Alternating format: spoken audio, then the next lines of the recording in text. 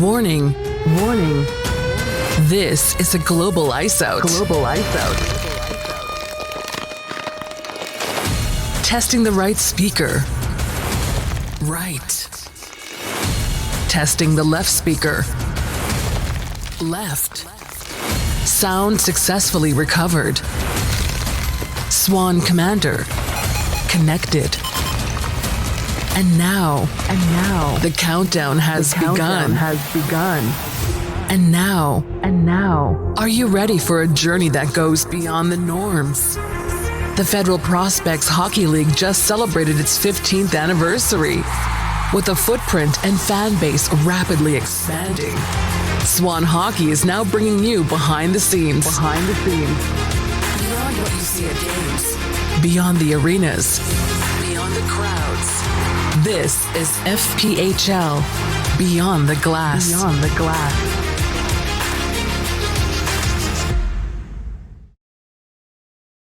Welcome to FPHL Beyond the Glass. I am your host, Eric Swanick, Swan Commander on social media.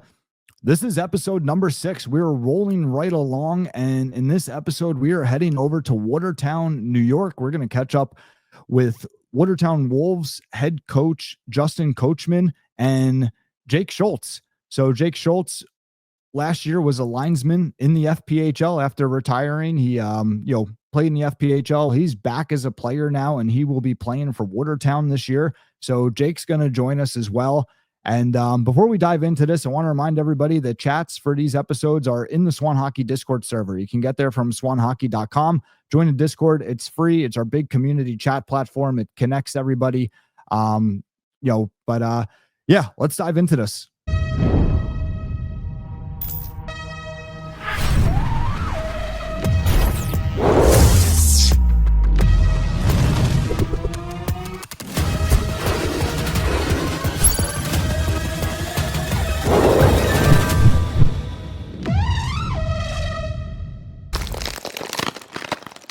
All right. Well, welcome to the podcast. Thank you guys for being here. How's everything going? How's your summer? Pretty good. Busy as always, but very good. Yeah, I hear that. How about you, Jake? Summer's going well. Just working away for me. That's pretty much it. Yep, I hear that. Season's going to be here before we know it. You guys are probably two of the most interesting guys in the league.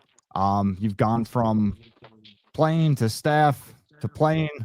Justin, now back to staff. So I want to touch on that. Why don't you give everybody a little bit of background? We'll start with you, Justin, in terms of your journey here in the FPHL. Well, I left school after my senior hockey season out in Wisconsin back in 2018 and came to Watertown and played. Won a championship, of course, that first year. And then played many years after that. And then after the 21-22 season when we won again, I decided to take a step out of the playing and go into coaching, which has been a goal of mine anyway. I saw that it was a good time for me to do so. So I stepped into it at what was an assistant coach role because Brent Clark was supposed to be the head coach, and then he took a job down in Knoxville, and that put me into the head coaching job. But we had some pretty crappy ownership, to say the least, at that point. And a few other people within the organization that weren't great. It wasn't ran very well at that point, and I was released of my position, but I wasn't ready to get out of hockey just yet. So I decided to lace the skates up again and join this big guy over there down in Binghamton for the rest of the season. I think I played 30 games there, and then playoffs. Which was great. It was a great year. I thought we had a really, really good team over there. It just sucks that we got eliminated by Danbury. And then after that, I took a whole year off because my son was born, and I was just I needed to decompress from my Federal League career. And then in December of last year, I got the call to come in and step in because they were going to fire Pens. So I talked it over with my family and decided, now's the time to step back into hockey. What was that like coming back to Watertown? Like, was anything awkward at all? Like leaving Watertown, going to play for, what's probably the biggest rival, right? And then now coming back to coach. Like what was that whole, just transaction like? Well, I've always told people like I've moved here and lived here since 2018. I've lived in Watertown. I've been a citizen of this city. I've been a part of this community. Um, I never wanted to leave Watertown. I was kind of my hand was forced. I picked the when I was choosing after getting fired, I was picking the team that was closest to home so I could just drive back home. Um, Sure. that and the fact that I knew Andreas over there. They were going through a coaching change at that point, so Sherwood wasn't stepping in yet, but I knew Jake.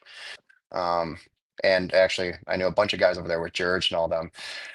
So it was just it was the best fit for me. I never wanted to leave Watertown. I mean, I've been a Wolf my whole career up until that point. That was never my intentions. It was the ownership over here and everything just kind of forced my hand that way.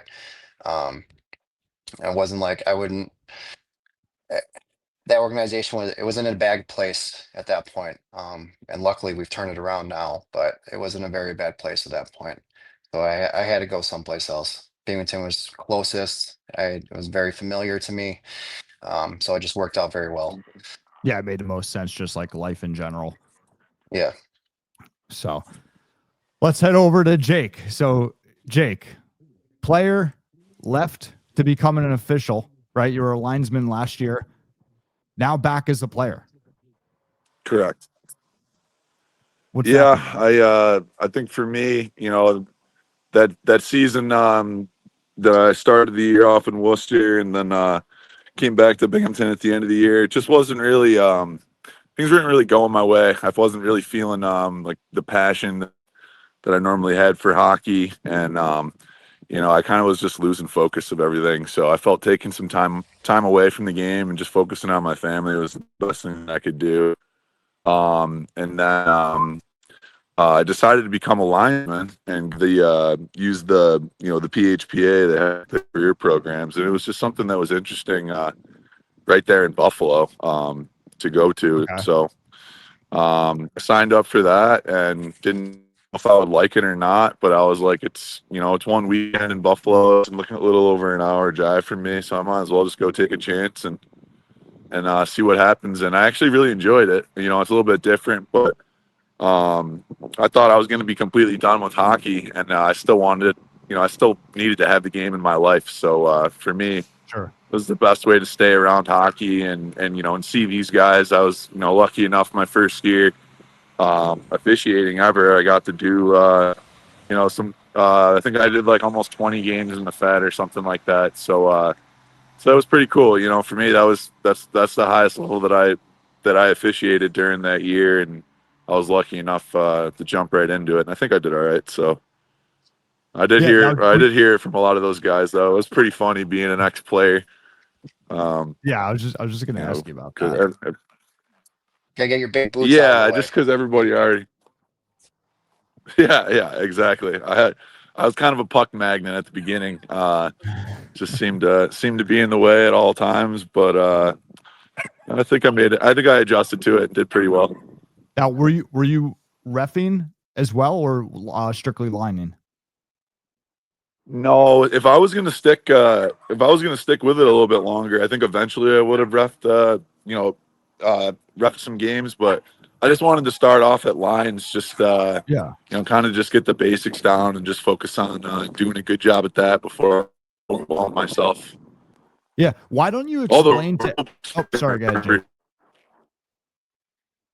No, you're okay. It's just every league has a different rule book, so it's a lot for those officials. I actually have a new respect for all of those guys that are jumping around and going from, there's some officials in our league that they're working the AHL the night before, then they come down and do our games and college, and it's a lot harder than people think. So they definitely don't get enough credit where it's due. So yeah, it was cool to see that side of it. Yeah, for sure. And why don't you explain the difference to people? Like, obviously there's, probably, a lot of fans that maybe just are getting into this or don't fully understand. Why don't you explain the difference between a referee and a linesman? Like, and for everybody at home, like we're gonna be, once the season starts, it should be every week. We're going to do a small segment explaining like a different rule every week with Dave Jackson. Director of player safety, ex NHL referee. He's the rules analyst, for ESPN, for the NHL games. So Dave and I are going to be doing, or Dave's going to, be leading obviously, but we're going to be doing like a small segment, should be pretty much every week once the season starts, explaining a new rule to the fans. So Jake, why don't you explain to the fans the difference between referee and linesman and what the responsibilities are and what they entail? Absolutely. So the referees are, their main job is just to keep the game safe. They're in charge of calling all the penalties and keeping track of the points and everything like that.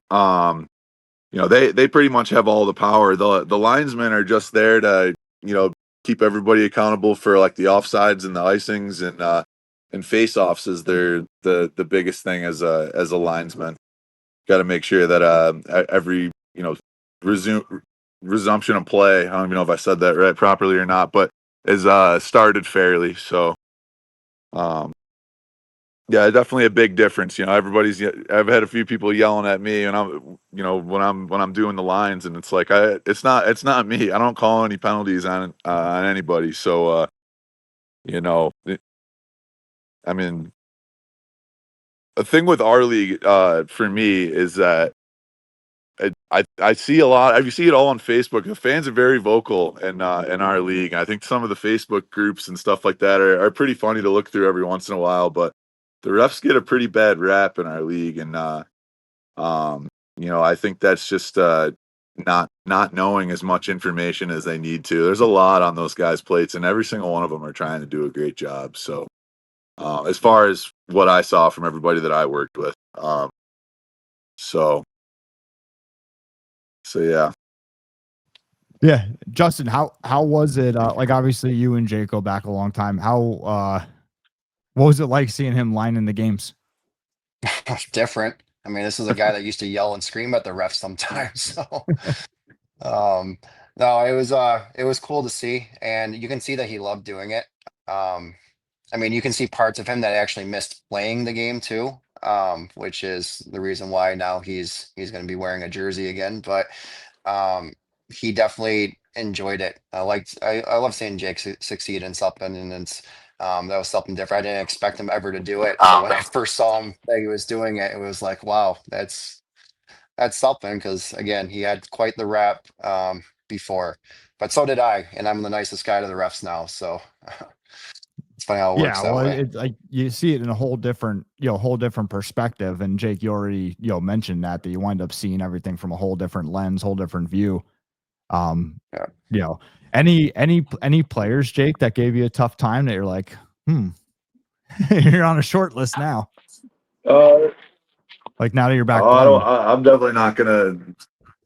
No, everybody was actually pretty good to me. Actually, the first couple of games, I had some guys give me a little bit of crap, but I couldn't drop the puck to save my life. I went back and watched my first game in Watertown there with Coachman, and it was like I was bouncing a bouncy ball out there. It was flying up to my hips every time I dropped it. So they were just keeping me honest, and so no, nobody was too hard on me. I think that's another great thing about the league is that you have guys that are around for a few years, and we all kind of know each other and build relationships. Like obviously, we're all competitors. Like when the game starts, but everyone's pretty friendly to each other for the most part. Yeah. Well, and let's dive deeper into Watertown and what you guys got going on. I know I know it's big transition time for Watertown, because obviously as this league is growing and getting bigger and stronger, in bigger markets and whatnot, Watertown obviously has to transition with it. Which obviously posts its challenges, right? Like now you guys, so Watertown has the most championships in the league, right? And now you guys are at a point where it's pretty much the smallest market in the league, pretty much the smallest building in the league, which now as the league is expanding, that presents its own challenges. Because like I said, you guys have to transition with it. And in a way, Watertown was kind of built for the old model where now is, as we joked around in a previous episode, now that we're in like FPHL 2.0, right? Watertown now has to transition to that 2.0. And obviously it presents challenges, right? There's only so many fans you could bring in the building. There's certain limitations. And, so why don't we talk a little bit about that? Like what you guys are doing in this transitional period and to make it all happen. Yeah, of course. I'll touch upon that. It is definitely a challenge, for sure, with this new league and how some of these teams are bringing in a lot of fans and a lot of money and everything like that. We're now becoming one of the smallest markets in the league, and like you said, we used to be one of the biggest. um, which, like I said, it brings a challenge, for sure. But we have the most passionate fans in the league too. So we have it easy in that sense. We know what we have here in our city and the community itself. We've been a big part of it for a very, very long time. And one thing that sets us apart from these other teams like Athens and Monroe and such is our history. We have a very rich history in this league and in hockey. Um, we have to be Compared to other teams, we have to be way more involved when it comes to community events and such. We have to be at the schools. We have to be at every event. We just have to be out there and putting our name out there and getting our logo out there and showing like, hey, there's something to do now in the winter time. Like you can come watch a hockey game. Like we are involved in the community here. We want to support as much of every event and every group and every school as we can, because then they will come and support us as well. And that's how this whole community thrives, how this whole city thrives. Everybody supporting each other, everybody in it doing the same thing, and going towards the same goal. Yeah, for sure. And like Jake, how about you? Like you've obviously spent time in the league. You've been up in the ECHL. What sticks out for you in terms of the Watertown market and things that, again, just things that you guys are doing, moving forward here. Well, obviously, just like Coachman said, the league is expanding so fast, and all the new additions that they brought in. For me personally, I think it's super cool to see. And people are talking about our league, and it is growing. So they're doing a good job of that. As for Watertown being a smaller market, I remember when Coachman beat me. I think game 3 of the finals. When I was with Columbus, it was double overtime in Watertown, and when they scored that goal and the crowd erupted and they started celebrating, it didn't feel like we were in the smallest arena in the league. There was still a lot of people there. It was still really, really loud and rowdy in there, and you could feel the excitement. So I think that with the championships that Watertown has brought to the city throughout their history, I think that's just what the fans expect now. So when the things aren't going very well, and you see it, in all sports, when teams are going through a rough patch, they kind of, lose some followers and stuff like that. But as soon as we get the team right back on the right track and back into that, winning path to success and come playoff time, if we're having a winning season, I think, it's not going to feel like a small market organization. So.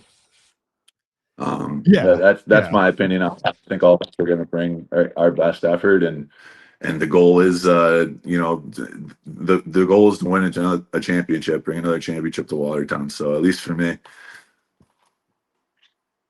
Yep. Yeah, going for number 4. And what are you most looking forward to playing again, Jake? Like, what's it that you're most looking forward to? One of the best things about hockey is just being around all the guys, and just like, there's like an indescribable like bond in a locker room with those guys, being able to joke around with people. And I kind of joke about it and say that, like, we're all putting our like real life on hold, but it's just so much funner than working a full-time job. For me, I just want to come back and put a season together of like my best effort and attitude. As I got older, things kind of I started getting a little bit too comfortable, I think, for myself. So I just want to have a season of me giving it 100%, and and really just do whatever I can, be whoever I need to be to fit in with this team. So I think that we're already going to be coming in pretty strong with some of the moves that Coachman's made over the year. And then, me and Coachman have known each other like pretty much most of our whole lives. So we won one championship. I just touched on it. He took a championship from me, double overtime in the finals Yep. in the Federal Hockey League. But we won a championship together way back in the day.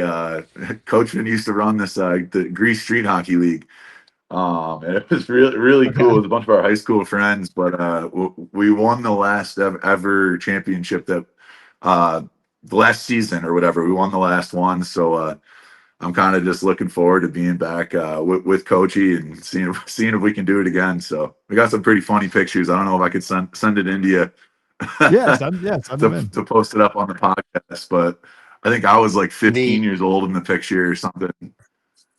That's that awesome. And picture it just was a popped up. it was a street hockey league.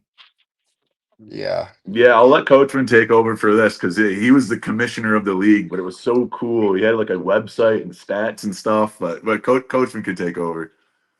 Yeah, hit it. Well, Jake, that picture of us holding the cup at your house, he lived 2 streets away from me, by the way. Just that's how Okay. close we were, our whole lives. It just popped up on my phone the other day, so I will send that in. Yeah, I ran a street hockey league from like 2009. I don't know when we stopped. What was it, 2016, 2015, something right before I went to college. Okay. Um, and it's kind of like it took kind of like the history of the Federal League. You started with we started with like 4 teams, went up to 6 teams sometimes, would go down to 4 teams, and then we kind of balanced off at around 6 teams throughout the rest of the years. And yeah, it was a lot of fun. It was a bunch of our high school buddies.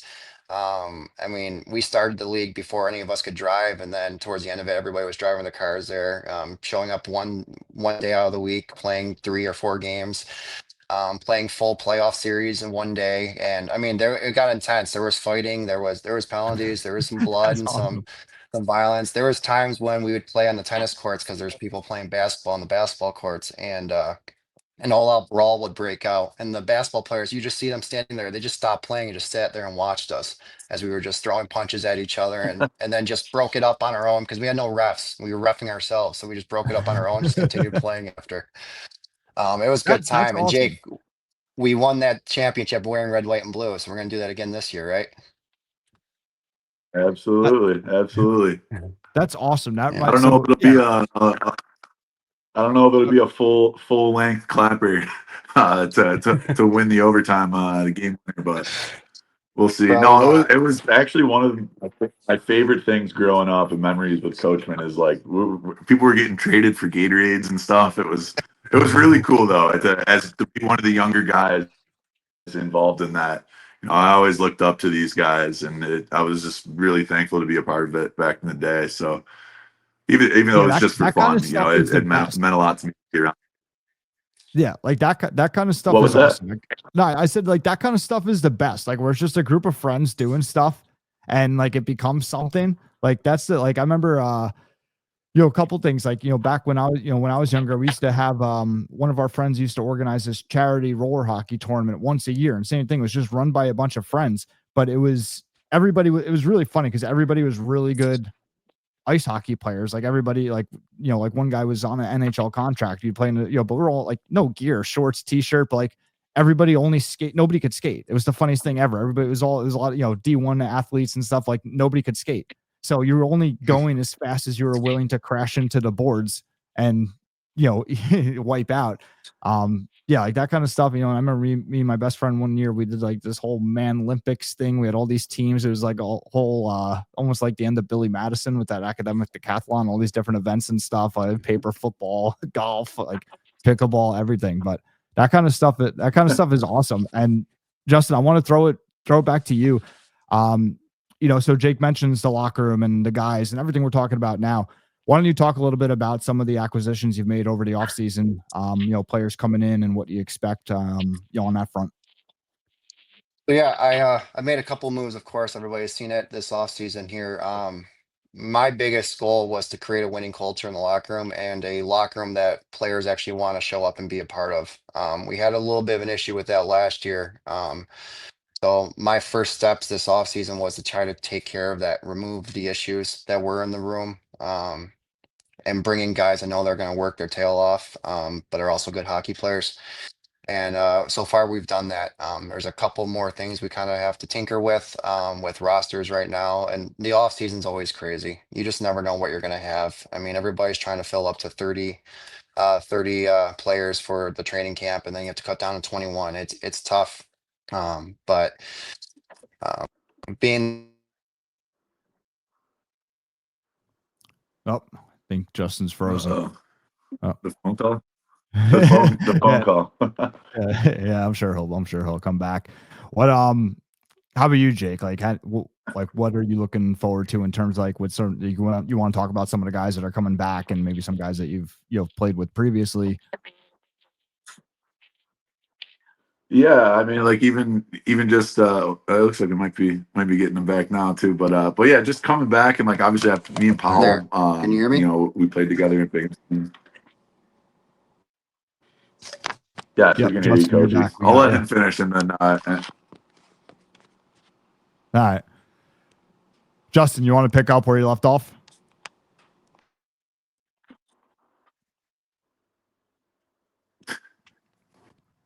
Justin, can you hear us? you hear us, Coach?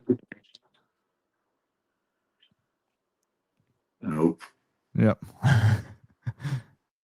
I'll take that as a no. That's all right. Okay, Well, Jake, I can finish up. Yeah, we'll give him a second to see if it starts to work. But like obviously I played me, Coachman and Powell all played together in Binghamton. So I'm super excited to be coming back and playing with him. He's a great guy, he's a lot of fun. And I think that both of us have the offensive and the defensive side to our game. That is going to help a lot on all aspects of the game, so I'm excited for that. It's really hard to just to pick certain people because like you get close with everybody throughout a hockey season. Yeah, Even of course. you played against somebody for 5 years and they're your biggest rival. It feels like the first day you're in the locker room together. You guys, uh, you put all that stuff in the past and you find a way to all love each other. So um, you know, regardless of people that I've played with and going to be new teammates and stuff like that, all that stuff happens so fast when you go to war for each other. So I'm excited to be wearing blue and to be playing for the Wolves. It's definitely going to be, look a little bit different. Played a few seasons against them and had my heart broken that rink years ago in front of my family, but I'm definitely ready. Pick up where I left off and bring the best effort that I can for the team. So Yeah, for sure. And Justin, can you hear us? Can now. Yes, I think I've got it. Okay, cool. Yeah, we were just talking about some of the players coming back and just the locker room mentality and everything. Do you want to continue to elaborate on what you were saying before? Yeah, yeah, and I apologize for that. No, And all good. 25 minutes into the recording too, so that's kind of great. But yeah, I've been just trying to make some moves, bring in guys that wanna compete at this level and want to be a part of this team. Like I need guys buying into the same system, buying into the main goal here, that is to win a championship. I don't need guys here for individual accolades or anything like that. I'd rather take a guy that works his tail off, that wants to be a part of a team, and a guy that can put up 60 or so points, but is a cancer in the locker room. That is for sure. I've seen it. I mean, we've seen it, how teams built on just strictly skill, paying all these big dollars for guys, bringing them in, but guys that are not great teammates and not great in the locker room, those never work. That system never works. They either get eliminated early on in playoffs or they fail to even make playoffs. I know being a part of two championship winning teams that it's not just the skill, it's the team aspect of things. It's being a part of Yeah, for a sure. family. So that's what I'm trying to build here, a family. Yeah, absolutely. Do you guys play Biloxi at all? No. Because I see people joking around calling them Watertown South. Like, I don't know if you guys play them at all this year. Oh, it looks like they took a lot of the guys that got cut from this team this past year. That's for sure. It's all Charlie Pence Jr. guys. I mean, look at the whole team. It's all the guys he brought in last year when he was still coaching the Wolves. Now they're heading down there. Who are you guys most looking forward to playing? Is it Binghamton for you guys, or does that get old after a while? Like, obviously, I'm sure, which, that's got to be a challenge in and of itself, right? They're the 2-time defending champions. I mean, does anybody in the league play them more than you guys have to play them? No, we play them the most. I'm personally excited. I'm personally excited for that just because of how close it is to home. Like Coachman touched on it earlier for me though. Like that's the game that like my whole family can come to, there and up to Watertowns. But obviously, it's a long season and we play a lot of people. But it is nice getting the opportunity to, to kind of get used to like a team systems and stuff. When you see them that many times, I'm sure it gets a little bit old and. People that take out their frustrations and stuff, but for me, I think that I'm most excited for that because if my family can come down to the game, it always just means a lot more to me. Yeah, for sure. How about you, Justin? Yeah, it's definitely bingo. I mean, of course, our closest rivals, both Jake and I have played in the organization, so we're excited for that. And they're the team to beat, right? I don't care about trying to compete with or trying to beat any other team in this league but Binghamton. You have to beat Binghamton to win the cup right now. I mean, they've won it twice in a row. They have a system that works there. Sherwood's a good coach over there. Andreas is a good owner. It's a great ran organization, but they are beatable. I think we saw a little bit of that in our first series against them last year. And one bad bounce kind of cost us that whole series in the first game. If we would have won that first game, series would be a little bit different. With that being said, they are very beatable. I think we have a better team in our locker room right now this year too. It's going to be a series. It's probably going to be a bloodbath towards the middle of it. It's definitely going to be fun to watch. Yeah, and what do you guys want to close with? Any message to the fans or yeah, Jake, I'll throw it to you first. Yeah, I just wanted to say that I'm excited for the opportunity to come back and do my favorite thing in the world. And I'm very happy and excited that it's an opportunity to play in Watertown. So gonna bring my best effort and it'll be a fun year. Yeah, awesome. Justin, how about you? I know we have a new look and everything like that, but it's the same Wolves, it's the same hockey, right? We're gonna go out there and compete for a championship this year, and we hope to see everybody out there to see us. That's awesome. Well, guys, best of luck and thank you very much for doing this. Thank you. Thank you so much. Hey guys, our new merch drop is live now on SH360. Visit 360.swanhockey.com and you can access it now. Once an item is gone, it may never return. You can also check the time capsule for older items. All SH360 purchases have season pass points attached. Just make sure that you use the same email address on SH360 as you do for Swan Hockey Digital. For more information or help with season pass, join the Discord. Really good stuff there, and really, really cool to see such an awesome dynamic. 2 lifelong friends that are together now, and going to try to get that 4th championship this year for the Watertown Wolves organization. And I know they're working hard. I know Justin's working hard in in making sure that everything is going well for that organization. And as I mentioned before, transitioning everything with the times. So I know Justin's working hard. Awesome to see. We also have another raffle for you. So courtesy of Justin and the Watertown Wolves, we are going to be raffling off a Watertown Wolves replica jersey. Now, the really cool thing is nobody knows what these look like yet. There we go. Nobody knows what these look like yet. They obviously did their rebrand. So you're kind of going into this raffle a bit blind, which is kind of cool. So, you could enter the raffle using your proof of attendance tokens on swanhockey.io. So with that said, let's do our proof of attendance code.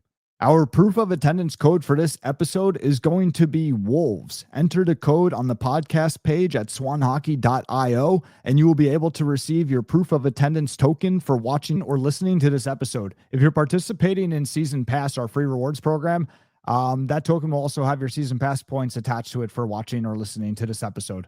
And if you want to enter the raffle, Just simply click on the proof of attendance token in your inventory, click on redeem perk, and follow the on-screen instructions. And that's going to do it for this episode. That's your Beyond the Glass look at the Watertown Wolves, and we will see you soon. Thank you for being the best part of this episode of FPHL Beyond the Glass by Swan Hockey. We will see you soon.